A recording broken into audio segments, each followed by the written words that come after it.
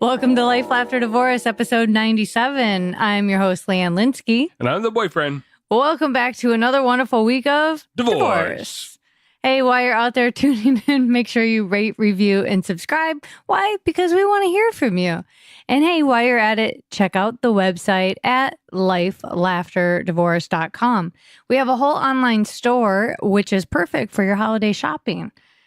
Why not get something for yourself? Treat yourself to some self-care products like really nice, high-quality soaps Peppermint and candles. soaps and some peppermint candles around the tub. Put you in that holiday jolly mood. Right? And they're even in a wonderful divorce theme. So if you want to get an easy annulment or a despousing cleanse or whatever that may be that you want, or just to engage yourself or unbridled passion, you know, actually, we are running out of a lot of our product. Get them while you can. Get them while you can, because there's not a whole heck of a lot left. So yeah, stock up now for your stocking stuffers. Also, the New Year is right around the corner, which is a perfect time for planning. Some more self-care. Some more self-care, but it's planning, goal setting. And if you want to really jumpstart your year, you're not going to use the R word? Resolution. Yeah. I'm staying away from it. Not gonna use it. All right. You can use it. Yeah, there's nothing wrong with that. But if there's a New Year's resolution or something that you want to jumpstart to get your year started off in the right foot, why don't you sign up for your free life coaching session with me? I have one per person that I am giving out, and you could go ahead and click on that tab on the website and schedule your session. It sends you a link or it sends you a calendar and you go from there, right? You basically click on the link and you pick a date and time that works for you and you schedule. See how well I am at this, people? He hasn't scheduled one with me. No idea. So there you go. It's that easy. So now I think we got your shopping done. We got you ready for the new year. We're set. Yeah. Yeah. And the one thing, that a lot of you have that the boyfriend and I don't. What a segue. There could be so many different things. Would be kids. Oh, yeah. We don't have any of those. No. And so because we don't have them, there's times where we kind of forget to talk about that. And we've had a couple of episodes. On the podcast. Right. Yeah. Right. There's a couple of episodes that we've actually talked about how to prepare for the holidays and really kind of taking time out for yourself. And we always reiterate those things like self-care, self-care, self-care. But what about the children? What about taking care of the kids? Hey, what about them? We probably should be putting them first in a lot of this. Should we? I think if we had them, yeah. We had them. We would think of that. But the single selfish people that we are, we don't. But we know, we talk to a lot of our friends who have kids and they're going through divorce or have gone through divorce. And, it's really important to really think of those kids before ourselves a lot. Especially during the holiday, because the holiday is a time for family and you want to make the most of that time. But when the kids have to split time between the families, you got to make sure that it's good for them, right? Right. Well, I think it's got to be, this is already a hard process on the children. And we want to make sure that they feel safe. They don't have big abandonment issues. Like there's so many things that could go wrong. And also our own behavior and how we are behaving through this whole thing, negative talk. Kids are smart. They pick up on everything. Oh, yeah. They pick up on everything. So body language, the whole deal. So you want to treat your ex fairly and kindly, right? We do. Yeah. But there's even more than that. Yeah, do you? You have exes, did you? Yeah. I mean, gosh, it was so long ago. And I didn't have any kids, which is a big deal, right? So you can just let it fly on them. My divorce was in Vegas. It was, almost as quick as the wedding itself. So it wasn't as challenging as what so many people endure. And, when it comes to planning with kids, boyfriend, you and I are probably definitely not the experts in this area. No. And we're kind of reaching. So that's why I'm excited about our guest this week, because he really filled us in on, I think, a lot of the gaps that we had in some of our conversations about how to plan better for the holidays when you have a family. So tell me about him. Yeah. So the boyfriend wasn't there because this was a Skype interview. But the boyfriend did listen because the boyfriend is our sound engineer and he does all the editing. So thank you for making that good. But who we talked to this week was SmolenPlevy, who is the co-founding principal and family law attorney at SmolenPlevy in suburban Washington, D.C. He has almost 40 years of experience and is regularly named a top lawyer by Washington Magazine. SmolenPlevy is known for being a tenacious litigator and negotiator who is zealously devoted to his clients. And he is. And he gave us some great, and you know what? You guys, listen to it all. There's a little bonus at the end. Exactly. There's a little bonus in the end that you're going to go, woo, I'm glad I listened. And I'm going to make note of that and call my attorney. So without further ado, Mr. SmolenPlevy.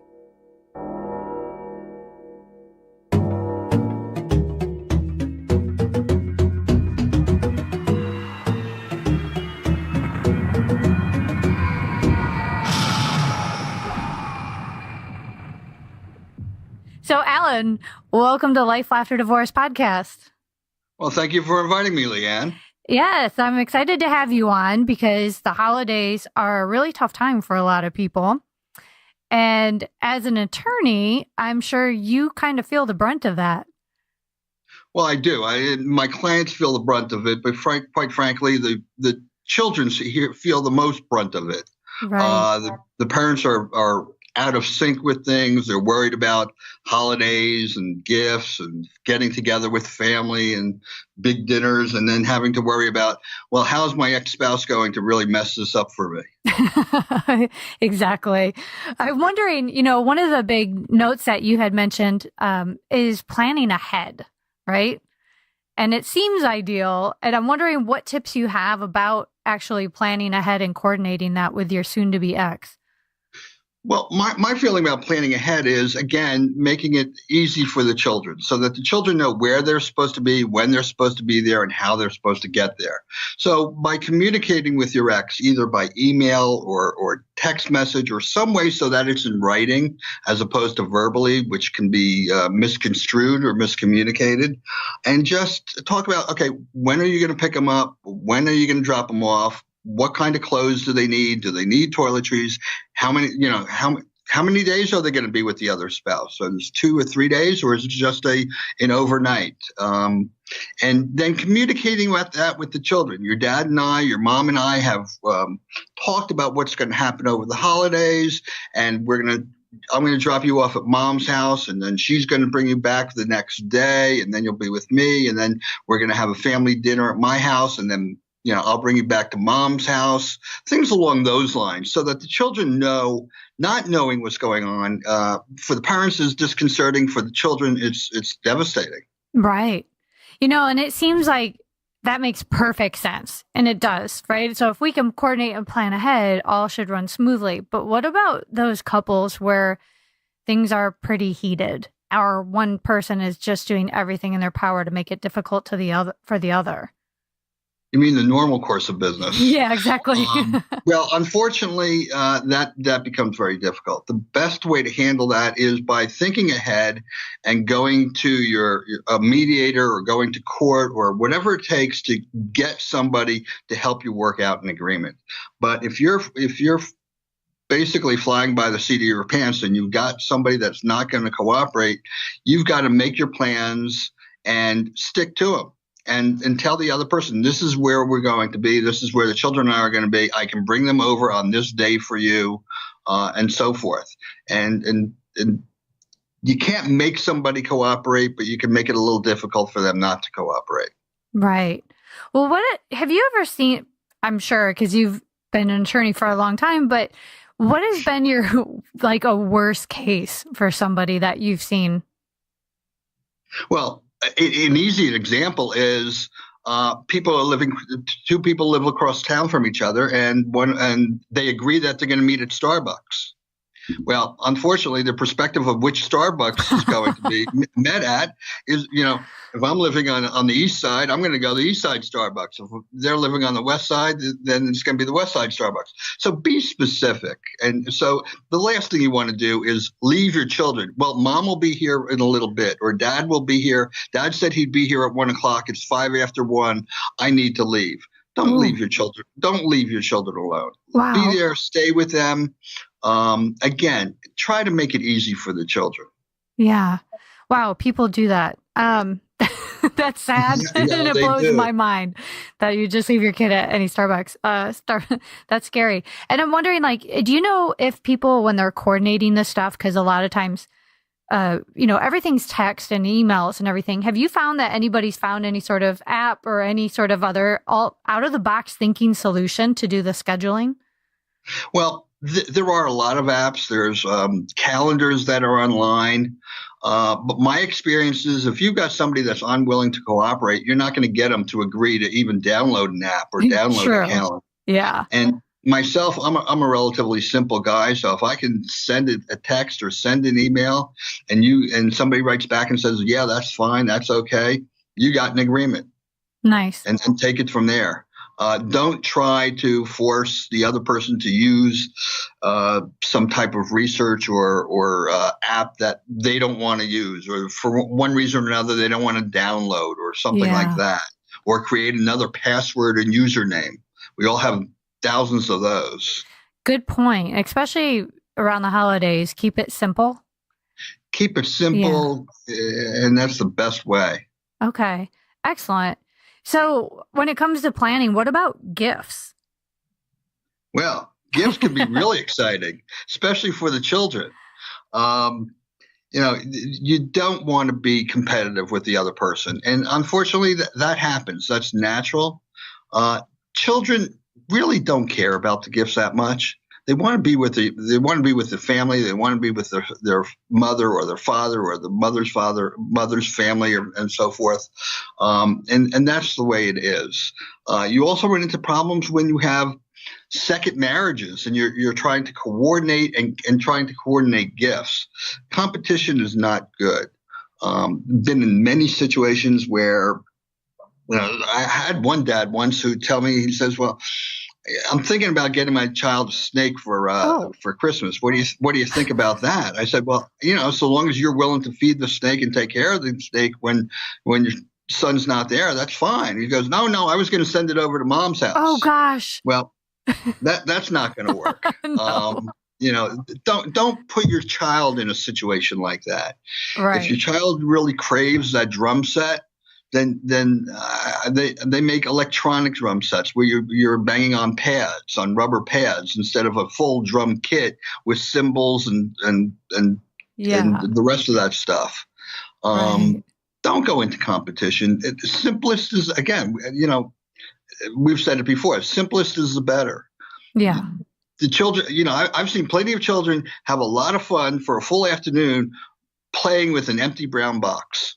It can be an airplane. Yes. It can be an airplane. It can be a car. It can be anything those children imagine it to be. Mm-hmm. So maybe giving your time versus gifts and monetary material items. Well, spending time, yes. Yeah. It's reading and so forth. But children, they see a lot of commercialization of the holidays. Right. And they tend to expect stuff. And some folks going through divorce don't have as much money as other folks. And, it's a good time to teach your children that. And maybe show them how they can help donate to the Salvation Army when you walk out of a supermarket and put $1 in. And they can feel good about that. Right. So have you seen a way where parents, well, it sounds like you've seen obviously the worst, where a drum set, you read my mind, because that's exactly what I was thinking. Oh, yeah. I'm wondering, have you ever seen something that really surprised you where parents really coordinated it and did an outstanding effort for their kids? It happens more.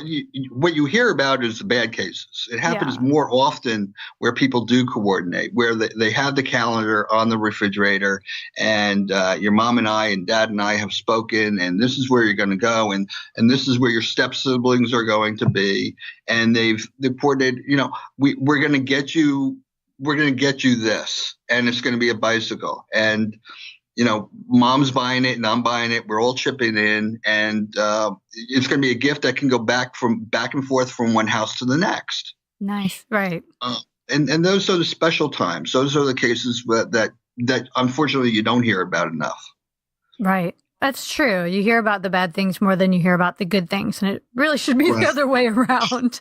And going back to the animals, if both parties can agree on a little fuzzy dog, then great. The dog goes back and forth from one house to the next, depending on what the schedule for visitation is for the child. Right. Boy, that would actually be a nice gift for a child. A little partner in crime, to go back and forth, so that and it would make those transitions easier too. Right. Excellent. Well, I'm wondering, these are great, and there are going to be those exceptions. And around holiday times, like if things are escalating, if one parent is dating and the other is not, or one person starts drinking more than the other, and there might be some conflict, one isn't behaving like an adult. What do you recommend for the one that is ready to behave like adult? Well, I find that people behave better in a crowd. And if it's a one-on-one situation, or if you think that there's going to be some difficulty with an exchange of a child, do it in public, and possibly not in the middle of a parking lot, but at a Starbucks or the local grocery store or someplace like that, because people don't want to act bad or look bad when they're in public, and or if it's necessary, then bring a family member or what have you. Because it just helps to calm down the situation. That's a great idea. It's never good. Yeah, that is a really great idea. And even when it comes to when you're not with that partner, about not talking about the other person in a bad light. Well, you have Christmas dinner or whatever holiday you're celebrating, and everybody's drinking the eggnog or what have you, and all of a sudden grandma starts dissing the other parent. Right. I've got news for you.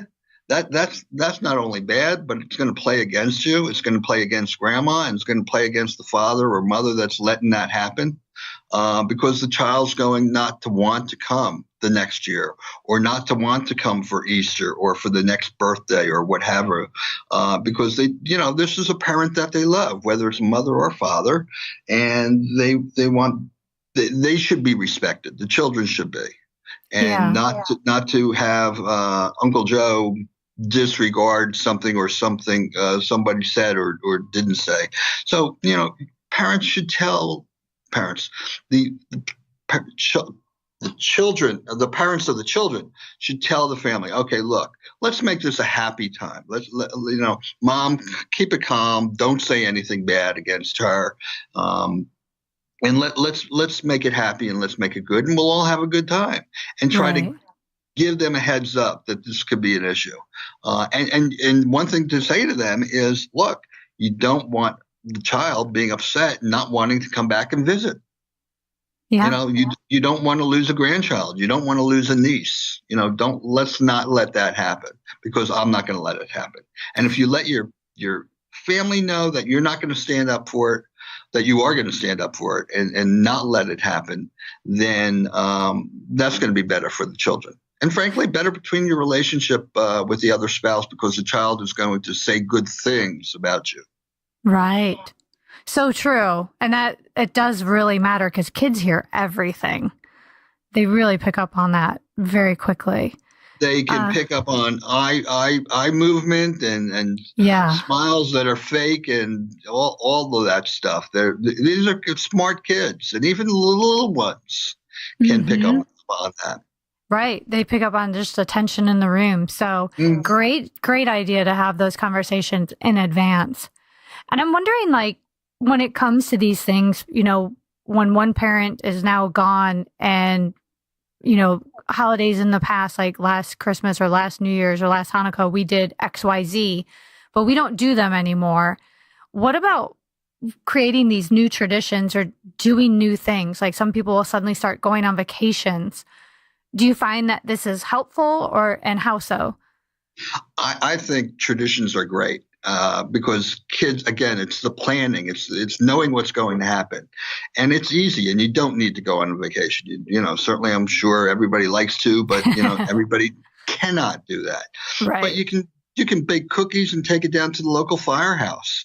Those guys would love to have that stuff, or go caroling, or go ice skating. Even in California, I'm sure there's ice skating rink somewhere. Yes. And just find a new tradition. Bring food to the homeless. Invite somebody into the house, a neighbor that may be alone for the holidays. Mm-hmm. Things along those lines. The feel good stuff, the stuff that makes children know that they're loved, that things are going according to plan. Go have a restaurant, and just go to that restaurant for big events, birthdays or anniversaries or holidays. And that's the restaurant. That's the happy restaurant. Yeah. Things along those lines is always helpful. Well, it gives you a plan too. It's not like you need to come up with a new idea every year. You don't have to. We're going to do this. We're going to do the same old idea, and we're going to enjoy it, and the kids are going to grow up doing that. And guess what? If you do this with your children, their children are going to grow up with these types of ideas, and bring food to the needy and take care of other people and feel good about it.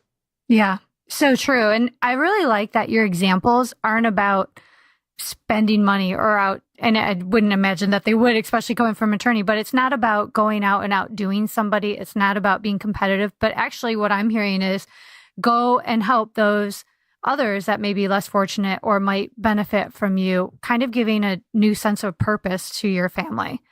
Like, because a lot of times people get into that spiral where they think, oh, things are so bad because this is happening to us. But instead they can flip it and be like, what can we do to help other people who have it so much worse? Well, and like you said, usually as bad as you think you might have it, there's somebody that unfortunately that has it worse than you. Yeah. And if you can show your children and frankly for your own self-worth, do something to help somebody else, that's a nice thing. Yeah. It's a nice thing and a good habit to teach your children. That's the best lesson. Not letting Aunt so-and-so, badmouth the other parent, but the best lesson is by setting examples for your children. Yeah, absolutely. Was there anything else that has come up over the holidays that we don't normally think of that can blindside us? Well, I like to tell my clients, men, women, that I represent both. If you're not healthy, then you can't be healthy for your children. And you've got to take care of yourself first. So there's going to be times during the holiday that you may be alone. You may not have family in the area. Your children are off. This may be the first Christmas or holiday when the children are off and you're alone and you don't have them. Plan on it. Plan on doing something for yourself. Take care of yourself, whatever it may be, even if it's as simple as a bubble bath or a nice long hike in the woods somewhere. But do it for yourself so that you feel good, and then your children can benefit from that. Because if you're not healthy, your children aren't going to be healthy. Yeah. No, that's excellent, because it's really time for some self-care and let go of some of that anxiety and stress and tension that builds up, worrying about all of that. And especially being alone. If you're not used to being alone and you've been married for some time and suddenly, like you said, this is a first, it might hit you really hard. It's going to be a difficult time. There's no question about it. But you're going to get past it, and the second time will be easier. But again, good fresh air or whatever it is that makes you happy, do it. Right. There's nothing wrong with it. There's nothing wrong with taking care of yourself. These are all such really great ideas, and it's something that seems to make so much sense, but we tend to forget about it at times like these. If there are people out there going through this divorce experience, and they are those people that we do hear about that are having a hard time or in high conflict, is this a place where you would recommend them reaching out to you or a mediator? Or who would you recommend when it comes to planning and having trouble managing that with the other partner? Well, if you're having trouble, I got to tell you to reach out to an attorney. But one of the first questions I always ask my clients are who's your therapist? Mm-hmm. They tell us that going through a divorce is the pinnacle of the pyramid as far as emotional distress, short of having a child pass away before yourself. So this is a hard time, and recognize it. And recognize it's going to be a roller coaster. Speak to your attorney. What can I expect? What's going to happen? What's going to happen now? What if we do this? Where are we going to go? How long is this going to take? These are all questions your attorney can answer for you. And again, just like the children, as long as you know the roadmap and you know where you're going to go and when you're going to get there and how you're going to get there, then you're feeling less anxiety. And the holidays are certainly filled with anxiety, whether it's getting back to family that you haven't seen for a while, or the kids not being with you for the first Christmas in 10 years. Yes, so true. This is also great. Is there any last pieces and words of wisdom that you'd like to leave us on before we all go into this holiday month in a flurry? Yeah, relax, take it easy. As they say, don't sweat the small stuff. And, just have a good time with your children. Yeah. Keep it simple. This is so wonderful, Alan. I really appreciate you taking the time and walking us through this. It's such a good reminder. It seems like we should know this, but I feel, again, it just, this time of year, we get wrapped up into so many things and things escalate so quickly. It's like you said, just relax, take a breath. And I'm glad we've had an opportunity to talk so that I can share this. I've been doing this for quite a while. And again, it's the simple things, it's the quiet things that make things easier. Yes. And you're about to go into a pretty busy season, I would imagine, starting January. Absolutely. Well, we have the issue with the alimony going on and starting January 1st, where it's no longer deductible by the payors, and the payees are going to be paying taxes on it. Really? Yes, that law changed after some 40 or 50 years. Alimony will no longer be tax deductible. Unless there's an agreement or a court order making it tax deductible before the first of the year. That is a huge tip for our listeners. Like, if you are thinking, better check that out. You got a few weeks left. Well, absolutely. It's an important thing to think about. Yeah, it is. It can make a huge difference next year. Well, absolutely. This has been wonderful. I'm going to be sure to include all of your contact information in our show notes and on the website so people can know where to find you and how to reach out if they have any questions. And we will look forward to getting through this holiday seasons by following these simple tips. This is great. I don't even have kids, and I'm going to follow these things. Well,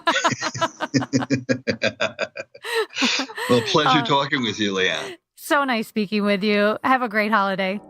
Thank you. You as well. All right. Bye-bye. Bye-bye.